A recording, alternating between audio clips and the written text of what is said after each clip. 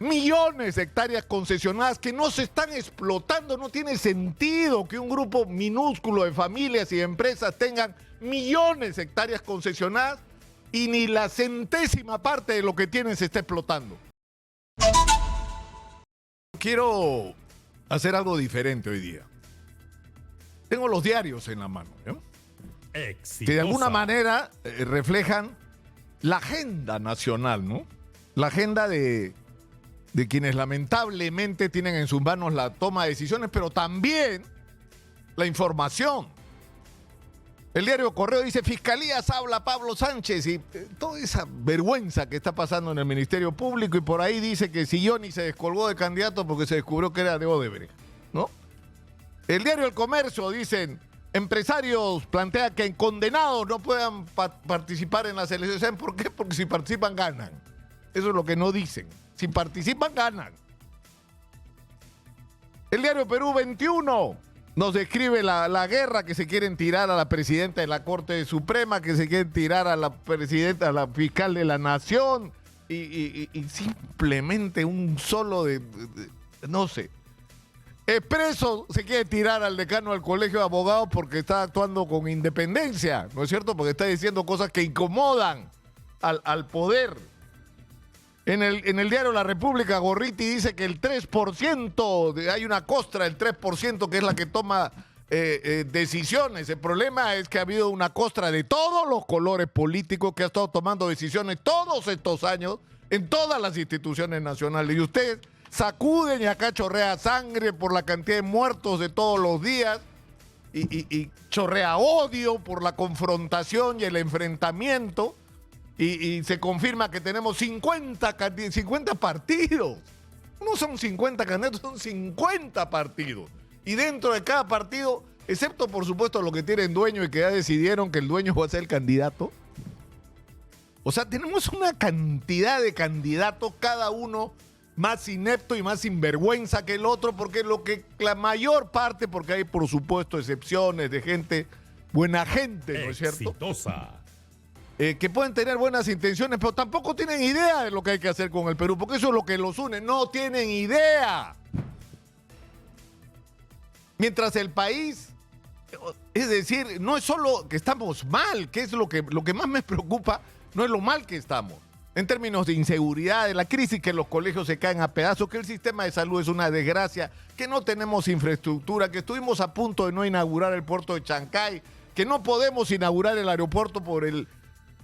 ¿Qué adjetivo? Pónganle ustedes el adjetivo. El señor que es el ministro de Transportes y Comunicaciones, que yo sé por qué está ahí, y él también, ¿ah? Y no tiene nada que ver con la eficiencia, tiene que ver con los contratos multimillonarios que maneja el Ministerio de Transportes. Con eso tiene que ver que el señor esté ahí. Pero en fin, a lo que voy es que no es eso, o sea, no, ni siquiera es el agobio de la inseguridad, como digo, es lo que nos estamos perdiendo. Ese es el problema. El problema no es lo mal que están las cosas, lo mal que la está pasando la inmensa mayoría de peruanos que se levantan en la mañana a ver qué va a comer su familia. Ese no es el problema.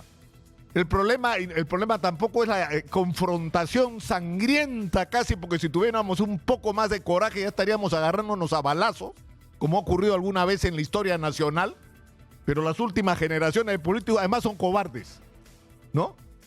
Además son cobardes.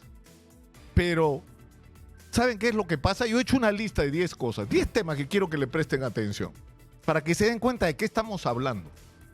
El mundo necesita cobre, el mundo necesita plata, el mundo necesita... ¿Quién tiene oro? El Perú nos sobra, está enterrado. Toneladas, miles de toneladas enterradas que tienen un valor extraordinario hoy en el mercado mundial. Cada día el precio del oro sube su precio en el mercado mundial. Exitosa. Y nosotros lo tenemos enterrado. Entonces, ¿qué necesitamos para enfrentar esta situación absolutamente favorable? No solo atraer inversión, que hay que hacerlo, dándole confianza a los inversionistas, pero sin bajarse los pantalones, ¿no? Negociando con respeto, porque ya no somos el Perú de hace 30 años. Esto es un país distinto. Esto es un país que los inversionistas saben que tienen grandes oportunidades y potencialidades. Y que lo único que tiene que resolver es zafarse de la clase política vergonzosa que tenemos. Pero ¿qué es lo que hay que hacer? ¿Atraer inversión? Sí, pero hay que resolver. Lo primero que hay que resolver es la crisis con los reinfo y la informalidad. 500,000 de personas trabajando en la minería en condiciones de informalidad que quieren formalizarse. Mientras tienes millones de hectáreas concesionadas que no se están explotando, no tiene sentido que un grupo minúsculo de familias y de empresas tengan millones de hectáreas concesionadas y ni la centésima parte de lo que tienen se está explotando. Cuando tienes gente que está ahí incluso antes de que llegaran las familias y las corporaciones a explotar la minería. Y hay que entenderse con ellos, hay que hacer un acuerdo para sacar la mayor cantidad de mineral que sea posible y sacarlo, por supuesto, respetando el medio ambiente, respetando los derechos laborales, ¿no es cierto?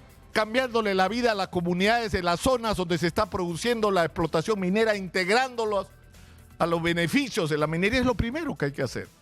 Lo segundo es la agricultura. Por Dios, hemos pasado de 600 millones a 12.600 millones, hasta 12.700 millones de dólares en exportación. Es una barbaridad lo que ha pasado en la agricultura de exportación.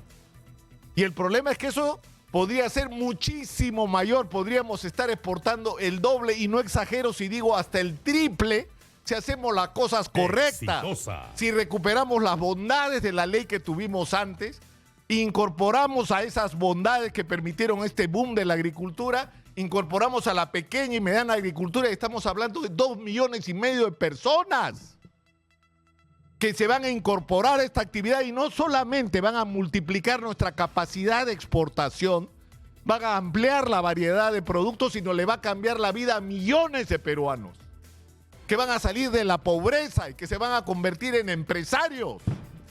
Eso es lo que tenemos como reto adelante. Y es bien fácil. Necesitamos tener el marco legal que permita que eso ocurra, que el pequeño agricultor no esté padeciendo, porque no tiene crédito, no tiene asistencia técnica, no tiene acceso a la tecnología, no está incorporado a las cadenas de exportación. Eso es lo segundo, la agricultura. Tercero, el puerto de Chancay, por Dios. O sea, nos sorprendemos con el aeropuerto. ¿Qué tenemos? Se ha inaugurado el puerto de Chancay. Y dicen, ay, el gran mérito de los chinos. ¿Qué chinos? ¿Qué chinos? Fue el almirante Ribaudo el que descubrió lo que había ahí. Y fueron empresarios peruanos de la mina Volcan los que se dieron cuenta y metieron el primer dinero, hasta que se dieron cuenta que se necesitaba 10 veces más dinero que el que ellos podían poner. Y ahí se abrió el espectro para inversionistas, y los chinos, que no son estúpidos y saben lo que significa ese puerto, vinieron y pusieron el billete, y los gringos no quisieron hacerlo y los europeos se quedaron dormidos. Es una iniciativa nuestra el puerto de Chancay, de un marino peruano, y de eso deberíamos estar orgullosos. Pero ¿qué hemos hecho alrededor del puerto de Chancay? ¿Saben qué es lo que hemos hecho? Nada. Nada. No hemos creado una zona económica especial, porque el puerto lo que nos abre la posibilidad, si tenemos una política sensata, de crear una zona con 0 impuesto a la renta, señor. Bueno, ya lo entendió el nuevo ministro de Economía. Exitosa. Traemos inversión multimillonaria, transferimos tecnología, generamos miles de empleos y exportamos productos terminados. Construimos industria en el Perú. Es lo que podemos hacer desde Huacho hasta Ancón. ¿Y qué estamos discutiendo? Que se cayó el puente construido o mantenido por los señores Graña, que deberían estar presos hace rato, para dar mensajes claros en el Perú de qué es lo que pasa con los empresarios pendejos, porque eso es lo que son. En cuarto lugar, el tema del turismo. Ni siquiera, lo acaba de decir Guido Penano, ni siquiera hemos sido capaces de recuperar los índices previos a la pandemia. Lo que ya lograron todos los países del mundo menos nosotros. Y no llegamos ni a 4 millones de turistas. Deberíamos tener 40 millones de turistas en el Perú, porque somos, en términos de potencialidades, el país con mayores posibilidades de todo Sudamérica. Deberíamos ser la potencia turística de Sudamérica y mirar a los mexicanos y a los españoles de igual a igual. Y los españoles tienen 100 millones, nosotros no tenemos ni 4. Pero para eso hay que tener una ley de promoción, hay que articular a las miles de micro, pequeñas y medianas empresas dedicadas al turismo, darles acceso a crédito, a tecnología, a calidad de servicios, educación para su gente. Pero para eso hay que declarar el turismo de interés nacional. ¿Pero ustedes creen que los políticos tienen tiempo de pensar en eso? que alguien tiene tiempo de pensar en eso. La electricidad. Es decir, ¿ustedes han visto lo que ha pasado en Ecuador?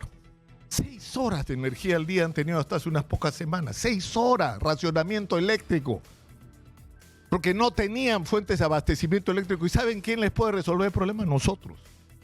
¿Y saben por qué lo podemos resolver nosotros? Porque nosotros tenemos un... Es decir, ya es para no creerlo. Es decir, somos uno de los países con mayor radiación solar del planeta, lo cual para el cáncer de piel es una desgracia y hay que usar protector, ¿no es cierto? Si no queremos morirnos de cáncer a la piel. Pero esa potencialidad, es decir, esa condición permite que en el Perú se produzca una gran cantidad de energía solar que no solamente puede resolver, darle a los peruanos energía limpia, energía no contaminante, sino además energía muy barata. Y podemos producir tanta en Arequipa, en Moquegua, en Puno, en el norte del Perú y en diversas zonas del país y resolvemos el problema de nuestro abastecimiento eléctrico y nos damos el lujo de exportarlo. Pero no tenemos tiempo para hablar de ese detalle. No saben lo que eso significaría para la transformación de todas las actividades económicas porque lo de la electricidad es transversal. Pero para hacer todo esto que estoy describiendo y podría seguir, necesitamos infraestructura. Necesitamos carreteras, necesitamos trenes. El puerto de Chancay tiene que conectarse con Santos en Brasil y nosotros estamos en el medio. Los chinos están desesperados y los brasileños también. Aprovechemos esa circunstancia, ya hacemos el tren, pero a cambio de hacer el tren, llenamos el país de trenes. Llenamos el país de trenes, desde Tacna hasta Tumbes, trenes transversales, trenes longitudinales, es decir, todo el Perú como debió ocurrir hace más de 100 años y no ha ocurrido hasta hoy.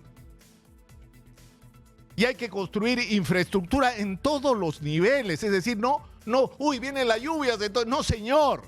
Hay que administrar el agua. Tenemos otro privilegio de loco que es el agua, que botamos al océano, en vez de almacenarla y usarla de una manera inteligente y moderna para producir energía, para abastecer la agricultura todo el año, para darle agua potable a la gente. Es decir, y podría seguir con eso, pero no vamos a poder hacer nada de esto si no tenemos un país seguro. Necesitamos darle seguridad y no es tan complicado. El plan Mariano Santos está guardado en un cajón, ¿no? Por Dios. Guardado en un cajón, el esfuerzo de un colectivo de gente que trabajó un diagnóstico de la crisis de la policía hace años y que trazó un plan de largo plazo con etapas, está guardado en un cajón. Mientras improvisan haciendo idioteces que no resuelven nada y empeoran las cosas porque desmoralizan a la gente por las falsas expectativas. Pero hay que tener un sistema legal para que todo esto ocurra, no solamente, y no me estoy refiriendo a la confianza en los inversionistas, la confianza en los propios peruanos en su país, para que no nos ocurra que se estén yendo, sobre todo jóvenes y sobre todo gente calificada, que le perdió la fe al Perú. Entonces la preocupación por tener un país estable legalmente no tiene que ver con la confianza del inversionista extranjero, tiene que ver con nuestros propios ciudadanos. Necesitamos independencia de poderes, necesitamos poder confiar en el sistema de justicia, que no esté manipulado políticamente, que no estemos presenciando estas guerras vergonzosas que estamos sufriendo hoy. Pero ¿qué cosa más? Nada de esto va a ser posible si no tenemos educación, si no tenemos gente calificada para hacer todas y cada una de estas tareas, y tenemos que producir una revolución en la educación y no solo en infraestructura donde nos faltan 180.000 millones de soles que hay que meter, sino hay que educar a nuestros maestros para que a su vez ellos eduquen a nuestros chicos y chicas, y hay que meterle tecnología a la educación. Pero estoy describiendo esto, yo sé, señora Magariño, necesitamos finalmente un sistema de salud que no es, como he dicho en otras oportunidades, un tema solo de derechos humanos, es un tema de eficiencia económica. Una sociedad que no es saludable es una sociedad que no es eficiente en términos económicos, no es competitiva. Entonces no lo miren solamente como un tema de derechos humanos, de que pobrecitos, ¿no? Los vulnerables. No, señor, eso es verdad. También es importante que no solo es un derecho humano, sino es un asunto de sensatez para darle eficiencia a nuestra economía. Pero todo esto no va a ser posible si no acabamos con la corrupción Y acabar con la corrupción significa una profunda y total reforma del Estado peruano. Profunda y total reforma. Va a haber que pasar el Caterpillar y votar a todos los corruptos, los zánganos, los aprovechadores que han ido cambiando de gobierno en gobierno y cambiando de amos y convirtiendo cada licitación, cada contrato, cada compra en una ladronera que nos tiene como estamos. Entonces yo me pregunto, ¿esto cuándo lo vamos a discutir? ¿Cuándo vamos a discutir esto? ¿Cuándo esto va a ser la agenda nacional? ¿Cuándo nos vamos a poner a conversar sobre qué puntos estos estamos de acuerdo? Porque vamos a estar de acuerdo y se van a sorprender y vamos a encontrar más coincidencias de las que ustedes pudieran imaginar sobre estos puntos. Y en algunos otros va a haber que imponer mayorías. Pero esto es lo que hay que hacer. Pero para poder hacerlo, primero hay que discutirlo, pues. Y para poder discutirnos, tenemos que salir de la basura, del fango, del lodo en el que nos estamos revolcando hace demasiado tiempo. El fango de la confrontación, del odio entre peruanos, de la división, es que nos ha hecho tantísimo daño a lo largo de 200 y más años de historia republicana. No sé si lo que estoy diciendo va a ser escuchado, no sé si vale la pena, pero lo tengo acá atragantado y por lo menos me alivia poder decirlo. Me alivia poder decirlo y espero que sirva para algo. Pero por Dios, exitosa. Por Dios, no es solo que estamos mal porque queremos, porque oportunidades como las que tiene este país no la tiene ninguno en el mundo prácticamente. Y estamos perdiendo la oportunidad por permitir que los ineptos, los incapaces, los corruptos, los aprovechadores estén usurpando el poder como está ocurriendo en este momento. Punto. Señora Magariño, ya terminé. Soy Nicolás Lucar, esto es Hablemos Claro, estamos en Exitosa, la voz de los que no tienen voz. 95.5 de la FM en Lima, canal 34 de Movistar, 6.1 en la televisión digital terrestre. ¿Qué ha pasado?